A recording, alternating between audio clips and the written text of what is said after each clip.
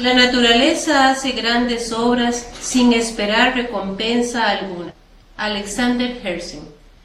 Con esta frase vamos a dar inicio a este espacio de construcción de conocimientos, esta vez presentándoles un mensaje o una temática muy alusiva también a los programas de estudio, específicamente denominada huella ecológica. Para la Dirección de Desarrollo Curricular, el Departamento de Tercer Ciclo y Educación Diversificada, específicamente para la Asesoría Nacional de Estudios Sociales, es un gusto saludarles y nuevamente abrir un espacio para la construcción e intercambio de ideas en torno a una temática totalmente actual. Comentarles brevemente que la temática que nos ocupa no fue seleccionada al azar, sino que previo a un diagnóstico realizado entre varios docentes de todo el país, se les solicitó que por favor enviaran aquellas temáticas que para ustedes son importantes de abordar a la luz de los nuevos programas de estudios sociales 2017, Educar hacia una nueva ciudadanía. Es por esto que se seleccionó el tema de huella ecológica y el panorama ambiental de Costa Rica como uno de los temas prioritarios también para poder desarrollar. Voy a darle el pase a dos personas importantes para nosotros que nos acompañan en este momento para que ellos den también su bienvenida. Primeramente, mi compañero Marvin Carvajal Barrantes, también asesor de estudios sociales. Gracias, Laurita. Para la Asesoría Nacional de Estudios Sociales es un enorme placer contar con los funcionarios del Estado de la Nación que nos puedan apoyar en esta temática que no deja de ser compleja y muy actual, ¿verdad? La huella ecológica en nuestro único hogar y espacio común, el planeta Tierra. Es un tema que los profesores de estudios sociales van a comenzar a trabajar en nuestro sistema educativo a partir del mes de junio. Entonces, de ahí el apoyo que nosotros estamos recibiendo de parte del Estado de la Nación es extraordinario. Bienvenidos, compañeros, y esta es su casa. Gracias. Igualmente le vamos a dar la bienvenida a una persona muy querida para nosotros, para la Asesoría Nacional, igualmente conocida por todos ustedes, la compañera Vera Brenes del Estado de la Nación. Buenas tardes, Verita.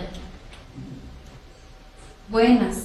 Realmente es un gusto para el programa Estado de la Nación compartir nuevamente con ustedes los resultados de nuestras investigaciones, los cuales esperamos que puedan servir como un insumo para el abordaje de los contenidos del nuevo programa de estudios. Agradecemos a los compañeros de la Asesoría Nacional que nos hayan tomado en cuenta para compartir con ustedes este material. Muchísimas gracias. Vamos a dar inicio entonces a este primer espacio, ¿verdad? Para poder tener el contacto directo con un especialista desde el Estado de la Nación que nos va a dar pie al desarrollo de esta temática. Dice, no agua para todo, pero agua para todos, pero no agua para todo. Optimizar ese recurso natural y evitar el derroche será la única solución para las necesidades de los años posteriores. José Luis Gallego.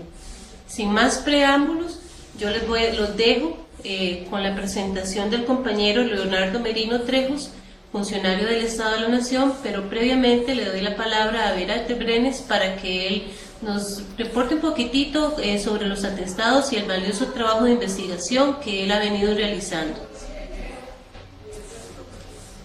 Es un gusto para mí presentarles a mi compañero Leonardo Merino Trejos. Ingresó al programa Estado de la Nación en el año 2003, es politólogo, máster en estudios latinoamericanos y egresado de la maestría en manejo de recursos naturales. Se ha especializado en el tema ambiental, fue investigador principal del capítulo Armonía con la Naturaleza durante 4 años y del capítulo de Cambio Climático para el Estado de la región. Además de participar como investigador y editor en varios capítulos ambientales a nivel nacional y regional en este periodo. Actualmente, Leonardo es coordinador general de investigación para el informe Estado de la Nación. En esta ocasión, su presentación aborda la conceptualización, indicadores y situación de la huella ecológica en Costa Rica.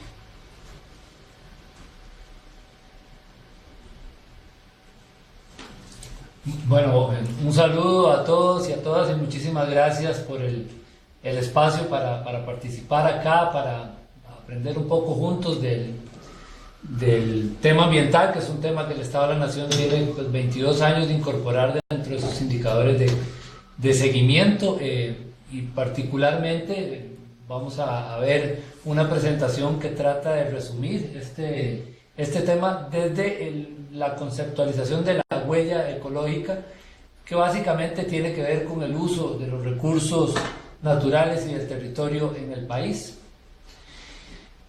¿Qué es la huella ecológica? Nosotros utilizamos el concepto y la medición que se hace a nivel internacional, una red mundial, tiene varios años de comparar a los países a partir de este concepto que toma los recursos utilizados por un país durante un año, los recursos reales convertidos en unidades de territorio, es decir, cuánto territorio usamos por persona en un país, y lo compara con lo que el territorio tiene disponible en el país, considerando además su capacidad de reponerse.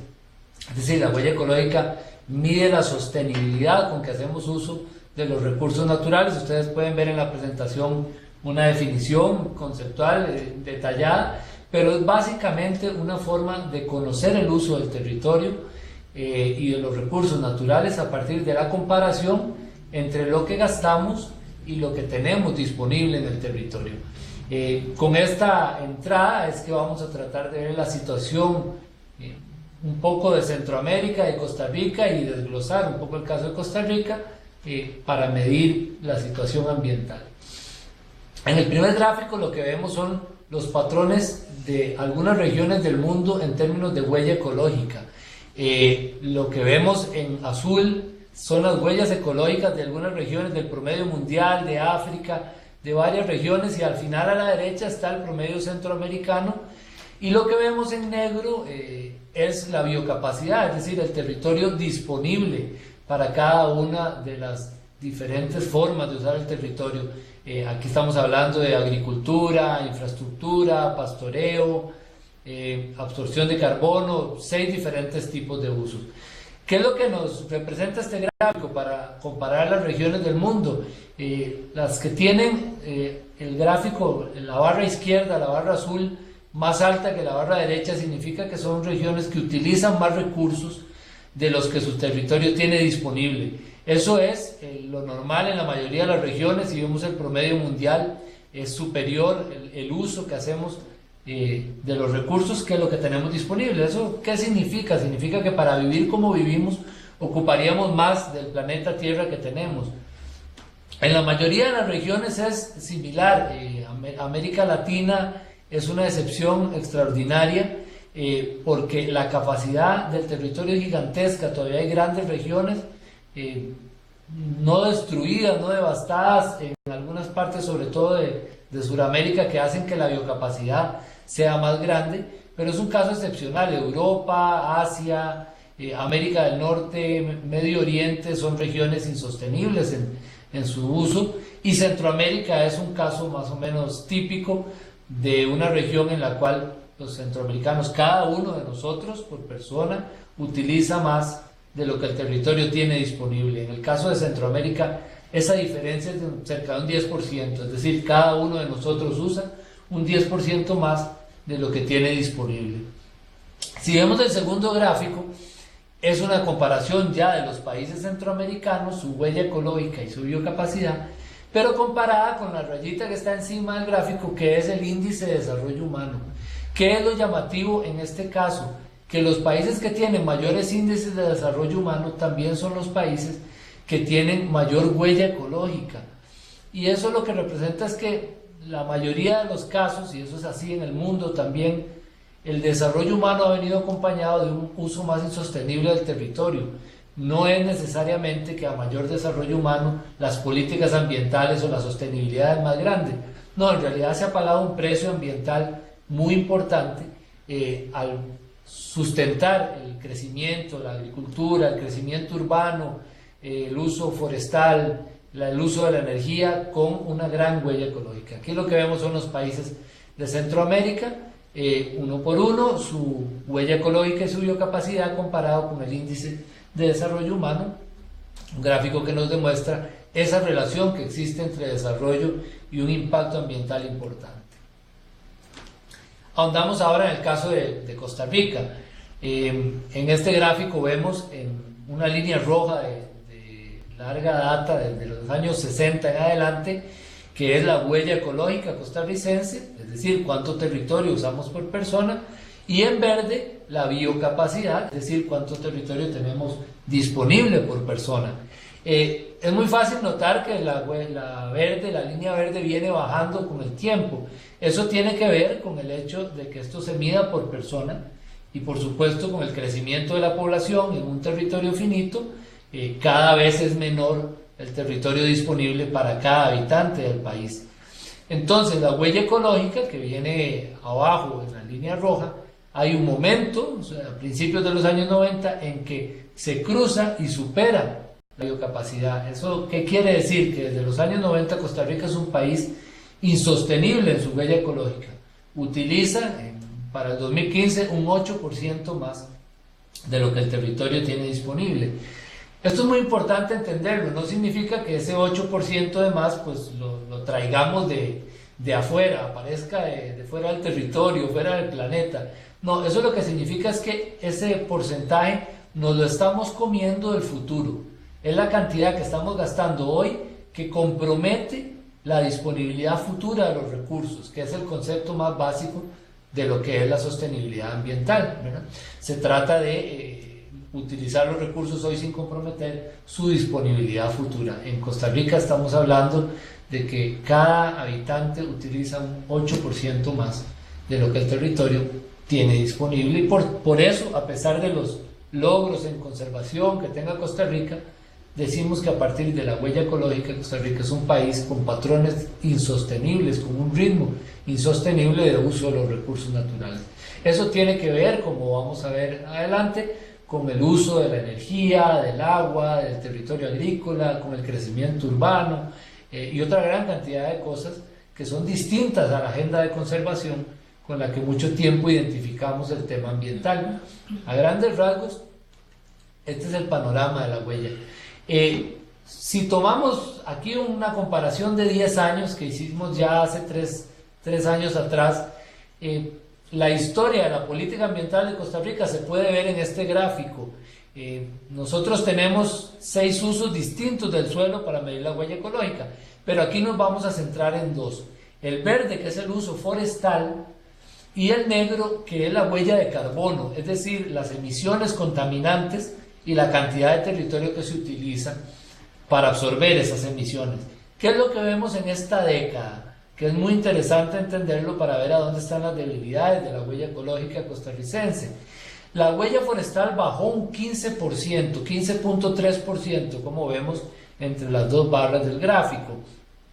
Eso significa un uso menos intenso de los recursos forestales, menos tala ilegal, menos deforestación, recuperación de cobertura forestal, que es algo que adelante voy a explicar que Costa Rica ha logrado, que significó que una parte de la huella ecológica, la que tiene que ver con el uso forestal del territorio, disminuyera. Ahora, si tomamos la parte negra de la barra, que es la huella de carbono, esta huella más bien creció un 43.2%.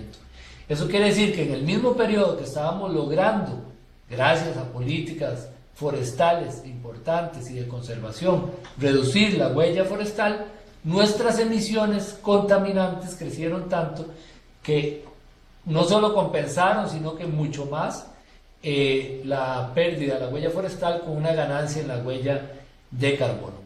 Dicho en palabras más sencillas, lo que nosotros hacemos contaminando el aire, particularmente por el transporte y por el uso de la energía, hace que los esfuerzos de conservación sean insuficientes para que nuestra huella ecológica sea una huella equilibrada o no tengamos esa deuda ecológica con la que en el gráfico anterior veíamos que estamos desde los años 90. Un desglose específico del análisis de la huella ecológica también se ha hecho con la huella hídrica. Esto no es una cosa que en el país se mida regularmente. En Holanda se hizo un estudio hace algunos años a nivel mundial que comparó las huellas hídricas con la misma filosofía, cuánta agua utilizamos en comparación a la que tenemos disponible, considerando su capacidad de mantenerse, ¿no? De reponer lo que hemos utilizado. Los datos que vemos aquí en esta imagen es que Costa Rica reporta un sobreuso del 31.2%, es decir, usamos 30% más, 31% más del agua que deberíamos para que los cuerpos, las fuentes de agua se mantengan de una manera sostenible. Si uno compara el uso de las personas por año en Costa Rica, que es lo que vemos a la derecha de esta imagen, más de casi 1.500 metros cúbicos por año por persona, Costa Rica tiene un uso del agua por habitante más grande que el promedio mundial, que es el que vemos arriba. Es decir, en una cosa tan específica dentro de la huella ecológica como medir la sostenibilidad del uso del agua, también Costa Rica tiene una situación comprometedora que sobre todo en escenarios de cambio climático futuros puede ser complicada de entender. Dada esta pequeña introducción para explicar la huella ecológica y la situación de Costa Rica, quisiera hacer un panorama general de lo que Costa Rica tiene para desglosar ahora ya algunos datos más específicos. Costa Rica es un país paradójico en que hay fortalezas importantes en conservación, lo que la gente llama la agenda verde, protección de ecosistemas y biodiversidad. Es uno de los 14 países del mundo que tiene más área protegida en su parte continental, un país con muchísima biodiversidad, una cuarta parte de su territorio protegido por sistemas públicos de protección. Sin embargo, pese a esta agenda de conservación fuerte, los patrones de uso del territorio son insostenibles, como decíamos. Hay mayores disputas por el uso del territorio entre la producción y la protección en materia agrícola, en materia de minería, de crecimiento urbano. Hay un Estado que no ha logrado solucionar esta conflictividad y estas disputas por el uso. Más bien, la mayoría de los conflictos, como vamos a ver adelante, en temas ambientales son contra el Estado, se dirigen al Estado. Y esto tiene que ver con que en las últimas décadas el tema no ha sido prioridad política. El tema ambiental es algo de lo que hablamos de manera importante, pero no necesariamente actuamos con la celeridad que se debe para resolver algunos de los grandes problemas que tienen impacto ambiental.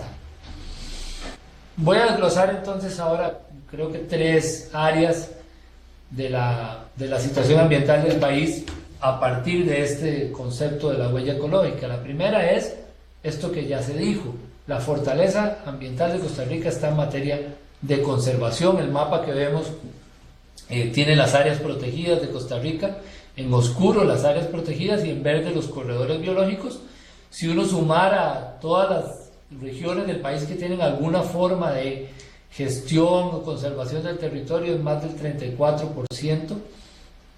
Es notorio que en la parte marina el esfuerzo ha sido menor. Sin embargo, por lo restrictivo que es la protección en la parte continental, este mapa de conservación ha puesto a Costa Rica en un lugar muy importante a nivel internacional y ha garantizado parte de su sostenibilidad en términos de ecosistemas y de biodiversidad.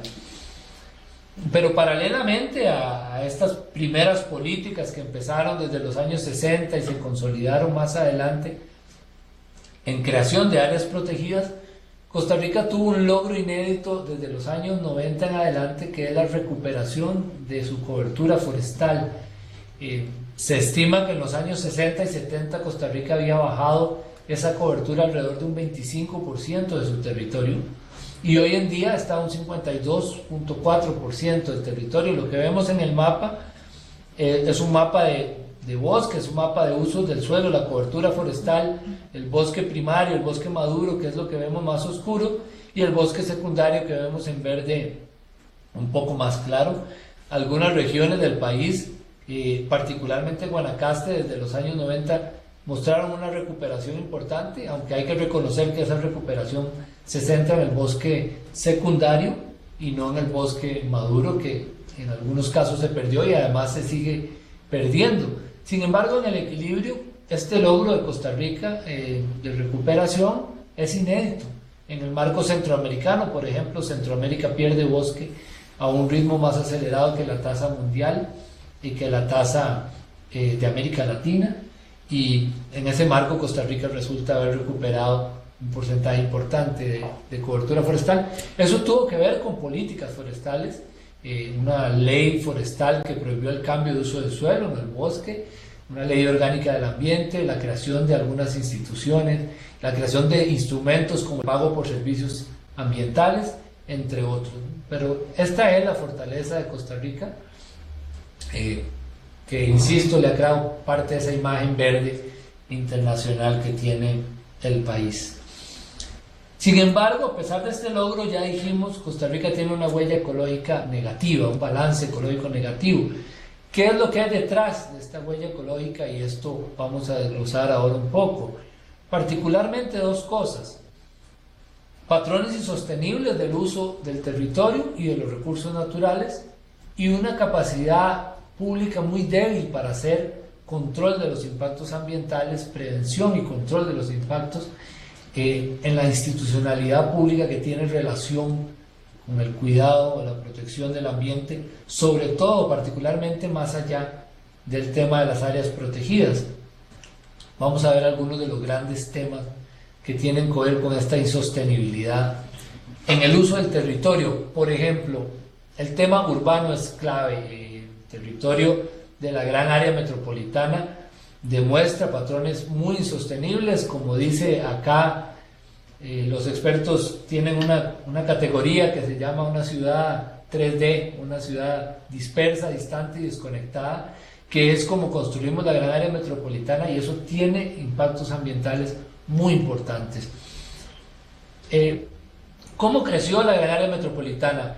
Nos hicimos hacia las orillas, crecimos horizontalmente, expandiéndonos, duplicamos el área construida en 30 años, llenando la periferia. Lo que vemos en este mapa son, en los azules y morados, o azul claro, celeste, son los cantones que entre los dos últimos censos de población perdieron gente, y en rosado y rojo los cantones que ganaron gente, que es lo que vemos ahí, que una tendencia clara a alejarse y dejar el centro de las ciudades y hacer crecer los cantones periféricos, particularmente como vemos en Heredia, al norte de Heredia, en Santana, Escazú, el oeste de San José, en el este también Curridabat, particularmente Moravia, Alajuelita, Desamparados, zonas periféricas, en este tipo de crecimiento que hizo que la gente se alejara del centro y poblara de manera marcada la periferia. Este mapa hace, cuando uno piensa, por ejemplo, en la movilidad de las personas, un tipo de ciudad en que la gente necesita moverse a trabajar sin tener conexión con sus espacios laborales.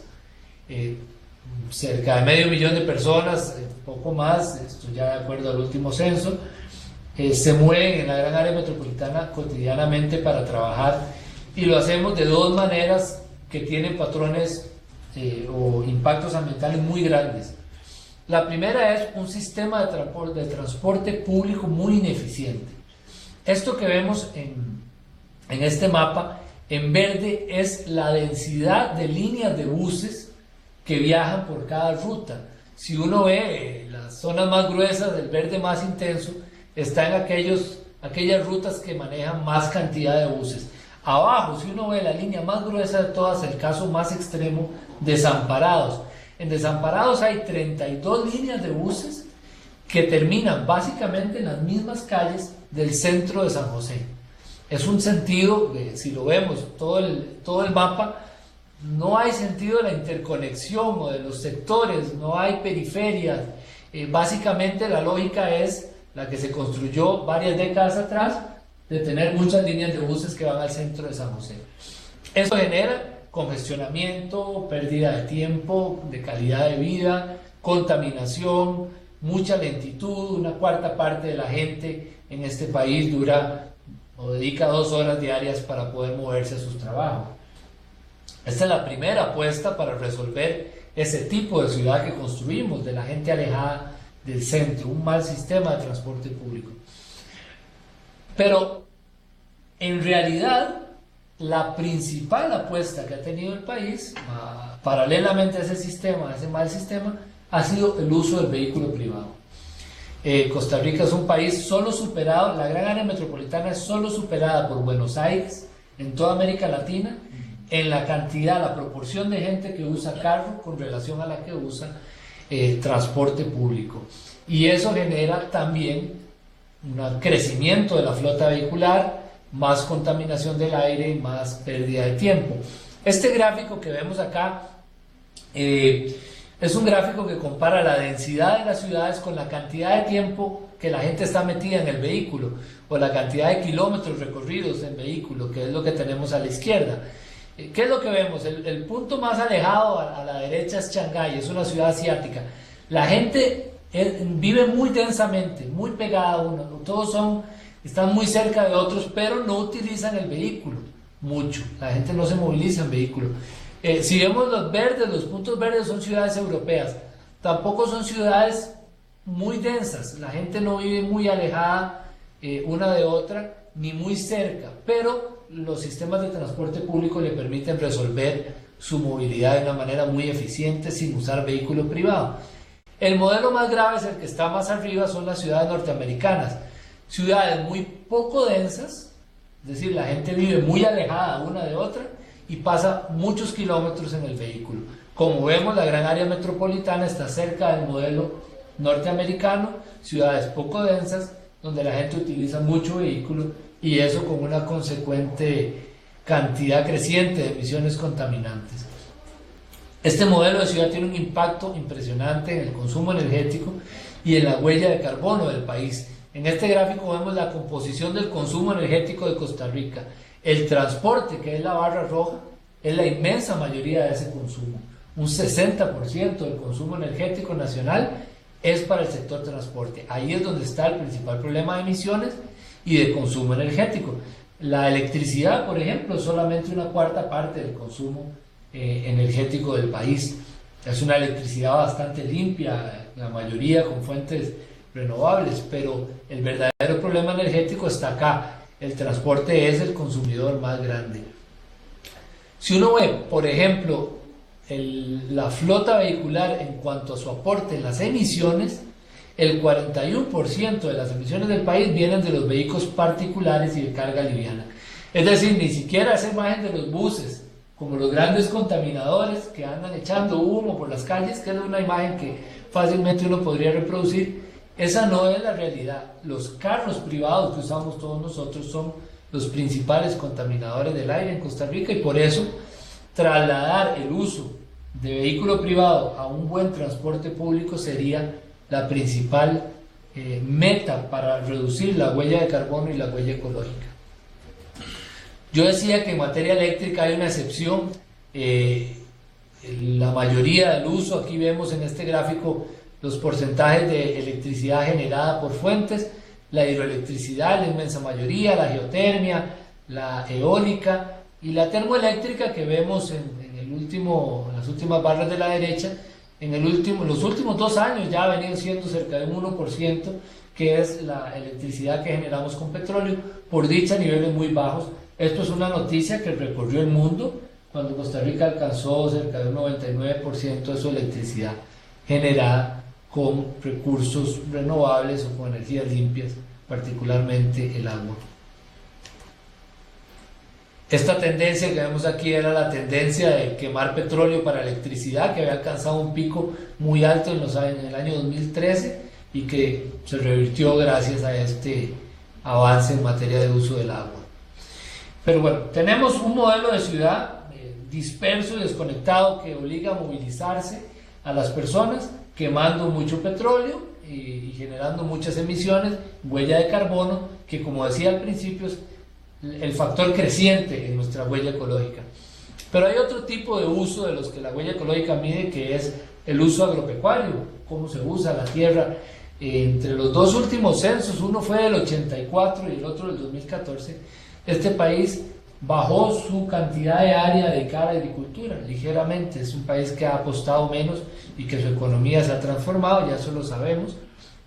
Si vemos en este mapa, en anaranjado y rojo están los cantones que perdieron área agrícola entre el 84 y el 2014, y en verde unas pocas excepciones de cantones en los cuales todavía el área agrícola creció en esta época. Costa Rica se ha transformado en términos agrícolas, no solo a tener menos área y menos peso en la economía, sino también a cambiar el tipo de cultivos, para dejar particularmente algunos granos básicos o los de consumo interno por algunos monocultivos de exportación, nuevos cultivos de exportación que han crecido, como fue la palma africana, como ha sido más recientemente la piña.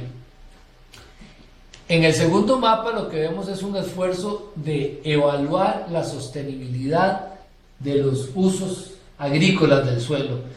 El censo agropecuario contenía 30 preguntas que indagan sobre las prácticas sostenibles en la agricultura, es decir, cómo se manejan las aguas residuales, cómo se cómo se esparcen los agroquímicos, cómo se usa la energía, qué se hace con los residuos. Había 30 preguntas relacionadas con las prácticas amigables con el ambiente. En este mapa creamos un índice de 1 a 10, en que 10 eran las fincas o los cantones, en este caso, que tenían uso más extendido de prácticas sostenibles. Y 1 era, por supuesto, o 0, la nota más baja. El promedio de este índice fue de 3.8. Eso quiere decir que en Costa Rica, si le pusiéramos una nota de 1 a 10 al uso de una agricultura amigable con el ambiente, nos habríamos sacado un 3.8. Es un promedio muy bajo. Si lo vemos, los cantones en amarillo en el mapa son los cantones que están alrededor de ese promedio. Cantones de muy bajo nivel de uso de prácticas amigables con el ambiente. Los rojos son los cantones que salieron peor calificados, y los verdes, los mejor calificados, aunque si nos damos cuenta, los mejor calificados están alrededor de un 5. Tampoco hay cantones que tengan un 8 o un 10. Nos llamó la atención que los cantones mejor calificados tienen como cultivo mayoritario el café. Eso es llamativo porque es uno de los cultivos más grandes y de los cultivos más viejos en Costa Rica, pero que ha tenido dos características interesantes. Investigación, un instituto que ha hecho investigación durante muchas décadas en el país, y además que ha encontrado mercados que han pagado bien los esfuerzos para hacer prácticas sostenibles. Hoy en día el café costarricense con prácticas sostenibles, con sombra, orgánico, recibe precios muy positivos en el mercado internacional, y eso también ha estimulado esto. En cambio, los cantones promedio y los más bajos son cantones que han apostado por otros tipos de cultivos, como la piña, como la palma africana, como algunos de los granos básicos que tienen prácticas muy sostenibles de uso del territorio. Aquí lo vemos en este gráfico. Algunos cultivos son unos ejemplos de cómo aparecieron, ya no como cantón, sino como cultivo. El café como el cultivo que tiene la mejor nota, y como decía, la piña, la palma aceitera, frijol, arroz, los cultivos con notas más bajas que el promedio. Si nos damos cuenta, en realidad todos rondan el promedio, ¿verdad? No hay cultivos que sobresalen por el uso de prácticas sostenibles. De hecho, en este país el área de agricultura orgánica no alcanza el 2%, es sumamente baja en un país con la riqueza de suelos que tenemos nosotros. Entonces, en suma, el uso urbano de este país es muy sostenible, pero a nivel agropecuario, aunque sea menos territorio que antes, no hay grandes pasos hacia la sostenibilidad. También tenemos, decía yo al principio, grandes logros en conservación de ecosistemas por la creación de parques nacionales. Sin embargo, eso no significa que no hay riesgos y amenazas importantes para esa conservación, sobre todo en áreas protegidas, y de la biodiversidad que no está, por supuesto, enmarcada en áreas protegidas. Lo que vemos aquí, algunos datos, es, por ejemplo, sobre la vulnerabilidad que tiene esta recuperación de cobertura forestal que mencionábamos que Costa Rica tuvo desde los años 90. En la primera figura vemos que el país ha perdido entre el 87 y el 2013, una época en la que en general recuperó cobertura forestal, ha perdido cerca de 600.000 hectáreas de bosque maduro. ¿Eso qué quiere decir? Que hemos recuperado más bosque secundario, pero el valor ecológico del bosque secundario no necesariamente compensa la pérdida de bosque maduro. Hemos seguido perdiendo algunas zonas, en algunos casos por expansión ilegal de algunos cultivos, por crecimiento urbano desordenado, tala ilegal y otros aspectos que han hecho que se pierda el bosque más rico, aunque es cierto que la política haya logrado la recuperación de otro tipo de bosque. Por eso, en una década aquí analizada, 2001-2011, no es que no existiera deforestación en el país, hay una tasa de deforestación del 4%, sino que los logros de recuperación han sido más significativos que esa pérdida. Pero esto es vulnerable. Si uno se da cuenta, hoy en día 37% se califica como un bosque no estable, es decir, que no necesariamente hay modalidades de conservación o una riqueza ecológica que permita garantizar que ese bosque a futuro va a tener la sostenibilidad que todos queremos. En esta otra figura vemos algunos datos relacionados con amenazas a la biodiversidad de los ecosistemas, los incendios forestales que afectan en el último año 4.200 hectáreas, particularmente en áreas protegidas. Los incendios forestales han sido también una amenaza muy importante. En los recursos marino-costeros hay una pérdida importante también de algunas especies. El porcentaje que vemos aquí es un 45% de la reducción de la captura de camarón, que ha obligado, por ejemplo, a que las flotas pesqueras estén buscando cada vez más poblaciones de más ondas, de más profundidad. El país tiene en 1.118 especies en CITES, que es una convención internacional que identifica especies que requieren protección por sus niveles de amenaza. Y si uno ve la lista roja de la UICN, la Unión Internacional para la Conservación de la Naturaleza, una lista de especies amenazadas, en las que Costa Rica hay más de 3.000 especies presentes que tienen niveles de amenaza, pero si uno ve las especies endémicas de nuestro país, más de la mitad son especies que tienen algún grado de amenaza. Todos esos datos que parecen sueltos para decir que a pesar de los logros en protección, conservación, este país tiene amenazas importantes para cuidar su biodiversidad y sus ecosistemas. Si uno piensa, por ejemplo, específicamente en los ecosistemas relacionados con cuerpos de agua, con ríos, con cuencas, que escapan a los límites de las áreas protegidas, el país tiene riesgos muy importantes, particularmente la contaminación derivada de la falta de tratamiento de aguas residuales, que es una de las grandes deudas de este país. Lo que vemos en este gráfico es en 3 microcuencas específicas del Virilla, de la cuenca del Virilla, aquí en la gran área metropolitana. Lo que vemos en el gráfico que crece con los años es la cantidad de contaminantes que son de origen humano, es decir, la composición del agua cada vez con más contaminantes derivados, particularmente de las aguas residuales domésticas, que no tienen en un 96% tratamiento en este país. Es decir, hay ecosistemas que no es fácil cuidar, las aguas no están cercadas por una frontera de un área protegida, sino que pasan por todas nuestras ciudades y nuestras zonas agrícolas y reciben este alto impacto.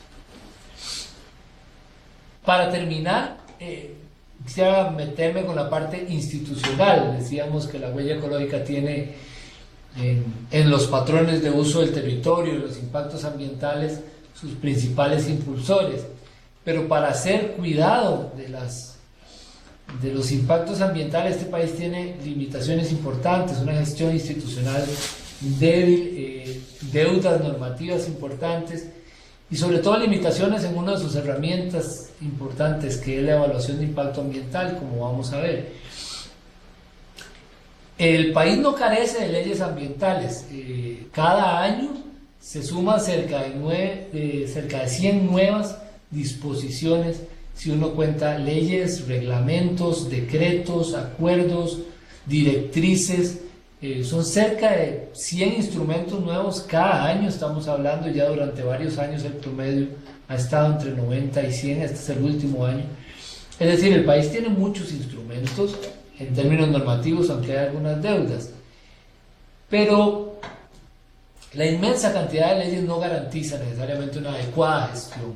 Y tomamos el ejemplo del agua, que es el tema ambiental que más leyes tiene.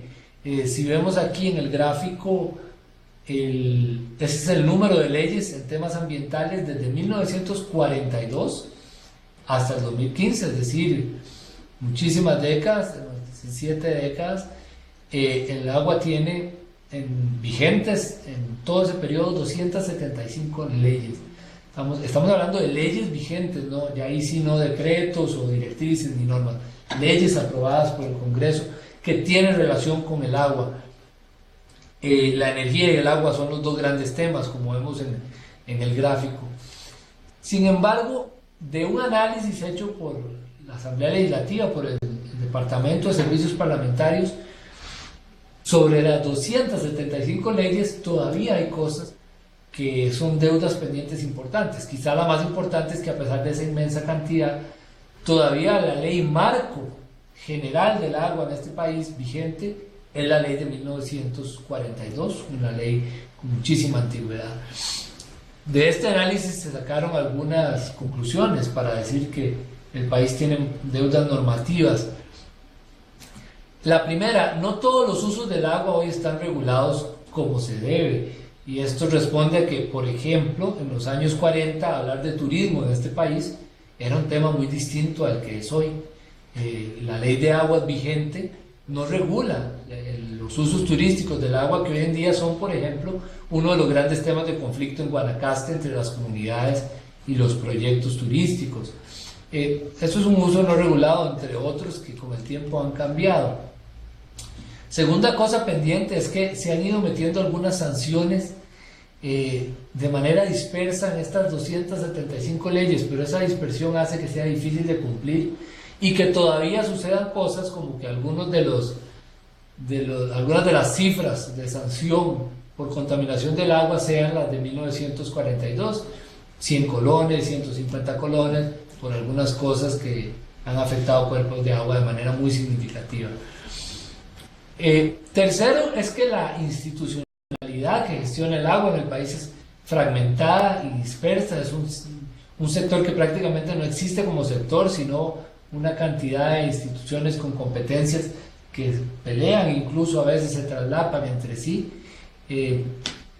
Arreglar este marco normativo es parte de lo que tiene en discusión nuevos proyectos de ley de aguas que tienen ya más de una década discutiéndose y no se han terminado de resolver. Cuarto, una cosa que no está resuelta es la participación social en la gestión hídrica. De hecho, este es uno de los grandes temas de conflicto en los proyectos de la nueva ley de aguas, con algunos sectores económicos. ¿Cuánto poder quiere el país dar a las comunidades, a consejos de cuenca para decidir sobre sus recursos hídricos y otras cosas? La participación social es un tema también sobre el que no está pendiente. Y por último, el tema del reconocimiento del acceso al agua como un derecho humano, que también se está discutiendo en Costa Rica hace varios años. Esta es una primera aproximación a decir que el país tiene normas ambientales en gran cantidad, pero no necesariamente tiene resueltos todos los problemas pendientes para la adecuada gestión, como el ejemplo del agua lo vimos. Pero hay un instrumento particular que Costa Rica ha insistido y en la Ley Orgánica del Ambiente se estableció con claridad para evitar el impacto ambiental, que es la evaluación de impacto ambiental, que puede ser los estudios de impacto ambiental o los diferentes instrumentos que se supone que la mayoría de proyectos en este país tienen que aprobar en la Secretaría Técnica Nacional Ambiental, la SETENA. Esta es una herramienta fundamental, que se trata de hacer una evaluación previa de los posibles impactos ambientales que puede tener un proyecto para adquirir algunos compromisos y hacer un control sobre estos compromisos y sobre el impacto ambiental. El Estado de la Nación se hizo a la tarea por primera vez de tomar todos los expedientes de un año, más de 2.400 expedientes, uno por uno y analizarlos en una base de datos para tratar de mapear un poco a dónde estaban las áreas de impacto, los problemas, los principales problemas de los estudios de impacto ambiental. Lo que vemos aquí en estos cuadros es ese mapeo, es los colores grises, son las áreas de impacto en que los proyectos tienen más cantidad más proporción de proyectos. Por ejemplo, si vemos en la primera línea cuáles son los temas que tienen impacto en agua, la agricultura y la ganadería, el comercio, pero la construcción, la electricidad y los hoteles y restaurantes que aparecen en gris son los que tienen la mayoría de los proyectos con alto impacto ambiental. Este en realidad es un gráfico que nada más nos permite mapearlo, no es la principal conclusión. Pero las conclusiones centrales son estas. El país tiene ese instrumento, pero no tiene capacidad de medir o de conocer el impacto ambiental más allá del área de los proyectos, porque somos un país que ha decidido no tener instrumentos de ordenamiento territorial que decidan qué es lo que se puede hacer o no hacer en una zona determinada. Entonces, cuando un estudio de impacto ambiental analiza una construcción, analiza lo que pasa en el área que se construye. Pero si uno quisiera saber si ese estudio de impacto ambiental tiene correlación con algún plan de ordenamiento territorial en un cantón, que diga que en esa zona se puede construir o no sin causar impactos ambientales, lo cierto es que en la mayoría de casos eso no existe. Lo que vemos en el gráfico es eso, en la primera barra, que es todos los estudios de impacto ambiental, que en este caso, que tienen alto o medio impacto ambiental, sacamos los más pequeños. Los que no tienen cobertura de un plan regulador cantonal, que es la barra azul oscura, son casi el 57%. ¿Qué quiere decir eso? Que la mayoría de viabilidades ambientales que aprueba la SETENA se aprueban sin ningún criterio de qué es lo que se puede hacer o no en un área de un proyecto.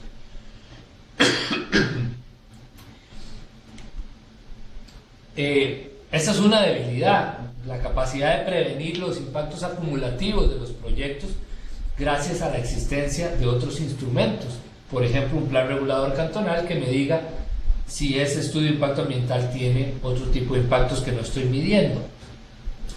Pero el segundo defecto o problema que encontramos en la labor de la SETENA es que una de sus tareas más importantes es hacer control ambiental, es decir, si yo le apruebo a un desarrollador un proyecto bajo la condición de cumplir con algunas garantías ambientales o con algunos compromisos ambientales, alguien tiene que ir a controlar si eso se cumple. Y según la Ley Orgánica del Ambiente, entre las tareas de la SETENA están precisamente visitar cada año los proyectos para saber que los compromisos adquiridos se están cumpliendo. Eso casi no sucede. Lo que vemos en este gráfico fue que tomamos los 844 estudios aprobados, viabilidades ambientales aprobadas de alto y mediano impacto ambiental, para ver cuáles habían tenido algún seguimiento por parte de la SETENA, y solamente 144 lo tuvieron. Lo que vemos en el gráfico son esos 144 proyectos divididos de una manera curiosa. La barra verde son los proyectos que tuvieron seguimiento porque la misma empresa pidió que se les diera seguimiento, porque ha pagado una garantía ambiental que quiere recuperar y necesita que la SETENA lo visite. Es decir, la principal razón por la que la SETENA va a controlar a un desarrollador es porque el desarrollador se lo pide, no de oficio o por denuncia, que en realidad son la tercera de las barras, casos muy pocos, 18 casos de 144. Esto para decir que analizando estos estudios de impacto ambiental como una herramienta para prevenir impactos de los proyectos, hay debilidades muy importantes. El tema ambiental, y con esto cierro, es un tema conflictivo a nivel social, no solamente porque exista una huella ambiental, un desequilibrio en la huella ambiental, sino porque se trata de un tema movilizador, un tema que ha generado una cantidad de acciones colectivas entre la gente importantes, con dos características. es un tema muy local, la gente se moviliza por su territorio, por sus comunidades, y es un tema en que el Estado no es el moderador, sino más bien es el objeto de conflicto. Lo vamos a ver. Lo que vemos en este gráfico, en las barras azules, es el número de conflictos, de protestas sociales desde 1993 hasta el 2015 en materia ambiental. Si vemos los últimos años, desde el 2010 en adelante, son los años con mayor número de conflictos. Ahí uno puede encontrar la excepción de 1996, que es la barra azul más alta a la izquierda, que fue un año particular de muchas movilizaciones en torno al tema de la basura, particularmente del Río Azul.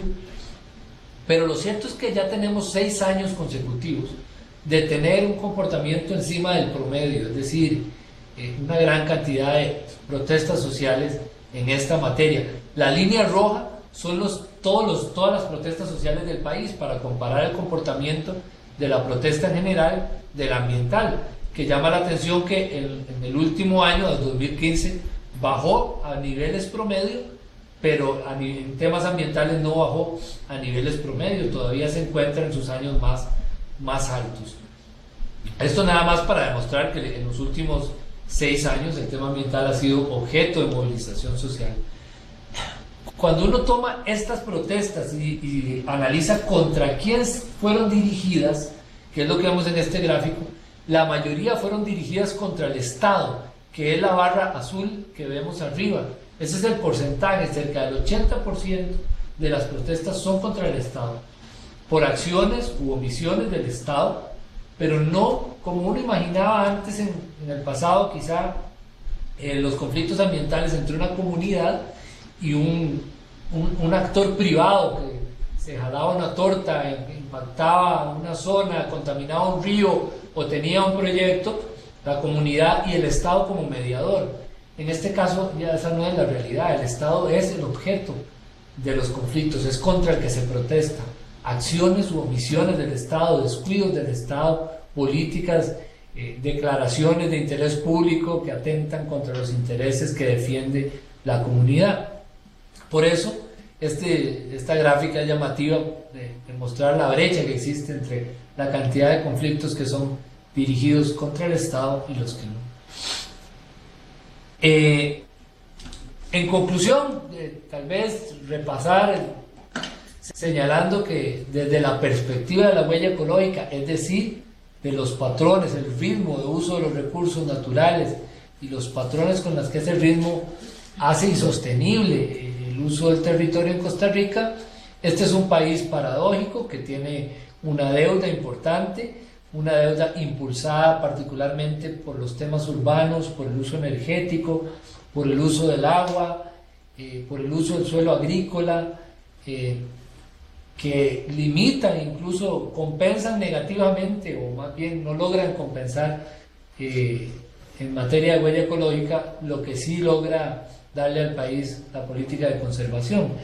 Entonces surgen algunos retos importantes para pensar el tema ambiental que superan este tema de la agenda verde o de la agenda de áreas protegidas.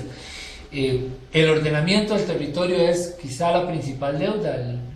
El ordenamiento del territorio representa obligar a una zona, a una región, a un país a establecer herramientas informadas y participativas de cómo quiere desarrollar ese territorio, qué es lo que tiene que cuidar, dónde tiene sus fuentes de agua, dónde tiene su biodiversidad, dónde puede crecer, dónde puede vivir la gente, cómo debe crecer la ciudad para que la gente se mueva con menor impacto ambiental. Esta es la principal deuda ambiental del país, y el impacto en la huella ecológica, si uno lo ve particularmente por el transporte derivado del modelo de ciudad que tenemos, para reducir la huella ecológica costarricense, ahí es donde está el meollo del asunto, y eso tiene que ver con estos temas que hemos visto: el transporte y la movilidad, las aguas residuales, la agricultura con patrones poco sostenibles. Y en materia de gestión pública, la tarea fundamental es lograr una gestión más preventiva y una fiscalización más adecuada de los impactos ambientales, no en respuesta a los conflictos, sino antes de que los impactos se den. La generación de información ambiental es fundamental para entender el comportamiento de nuestra huella ecológica, de los patrones en los que vamos. Este país carece de un sistema de indicadores ambientales consolidado, que es algo que pusimos como obligatorio en la Ley Orgánica del Ambiente en el año 95 y todavía no hemos logrado consolidar. Por supuesto que esto tiene responsabilidades compartidas en la gestión pública, pero también en la acción de los actores privados y en la ciudadanía, que es el principal contaminador de aguas, el principal contaminador de aire. Eso implica cambios culturales de fondo en la forma en que entendemos el uso del vehículo, el cuidado del agua y otras cosas. Y por último, recordar lo que desde el año 92, una de las primeras grandes actividades ambientales en el mundo, la Cumbre del Río, planteaba como su principio 10, y es que la mejor forma de manejar los recursos naturales es con la participación de todos los actores sociales, y en eso el país tiene que abrirse a dar discusiones, ahora que hay periodo electoral, hacer propuestas concretas, inclusivas, participativas, informadas sobre lo que se requiere para mejorar los patrones que generan en Costa Rica una huella ecológica negativa. Le agradecemos de nueva cuenta a nuestro especialista invitado, el compañero Leonardo Merino Trejos, por su participación, no sin antes advertir que esta es la primera parte de dos que van a venir, ¿verdad?, en las que vamos a rescatar nuevamente las ideas más importantes que señaló el día de hoy Leonardo, y en la que vamos a ir más de plano a qué otros tipos de instrumentos o de video de diferentes sitios web podemos consultar de la mejor manera para lograr abordar la temática que él nos expuso, tan importante como es la huella ecológica, a la luz de lo que nos plantean los nuevos programas de estudio. Antes de darle la palabra a nuestros compañeros invitados, y ya para cerrar este primer espacio, deseo nada más comentar con ustedes esta pequeña frase de Kofi Annan, muy relacionada precisamente con este último mensaje tan significativo que nos compartió Leonardo. Salvaguardar el medio ambiente es un principio rector de todo nuestro trabajo en el apoyo del desarrollo sostenible. Es un componente esencial en la erradicación de la pobreza y uno de los cimientos de la paz. Así las cosas, doy el pase a mis compañeros Marvin Carvajal, Vera Brenes y Leonardo para que hagamos ya el cierre y la despedida de esa actividad que nos ocupa. Hacemos por Verita. Bueno, agradecerles el espacio. Como ya les comentó Laura, este es uno de los varios aportes que el programa del Estado de la Nación, a través de sus diversos informes, les puede aportar para apoyarles en el abordaje del nuevo programa de estudios. Pronto estaremos compartiendo con ustedes algunos otros recursos con la idea de enriquecer esa discusión y análisis de las diferentes temáticas en el aula.